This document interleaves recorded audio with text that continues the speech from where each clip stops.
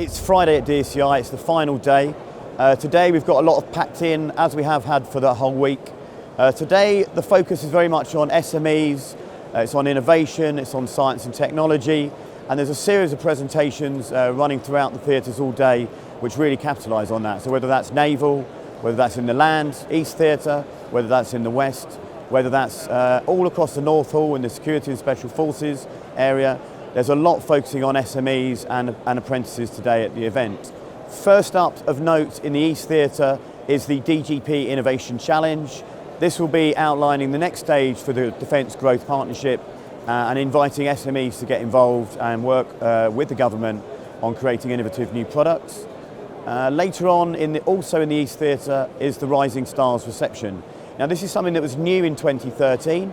It's really about getting the next generation of our apprentices and engineers into DSEI and showing them very much what the future of the industry and the future of the defence sector and security sector look like. We have to drive greater efficiency, but the really good news is that what we save in defence is kept by defence and we can reinvest it. So that's a huge motivational factor for our people, whether they're military or whether they're civilian. So we're in a good place. Big challenges still, but we are in a good place. We are involved right now in 21 major operations around the globe. We are dealing with those immediate issues that you mentioned, migrant crisis and Iraq and Syria, and other particular key immediate concerns. But we are also very focused on heading off trouble before it occurs, and I think we're going to be doing more of that. We're there building capacity in other nations which are vulnerable to the sorts of things that are happening, vulnerable to ISIL, for example, getting a foothold there. We're training their forces, we're building capacity, we're helping them economically, as well as the commitment on our defence budget. We are the only nation in the world that has that and has a commitment also on international development and the amount of money that we're putting in there. So we know that the best return for the UK taxpayer is on getting that money in early, in heading off problems before they occur. And our armed forces do a huge amount of that.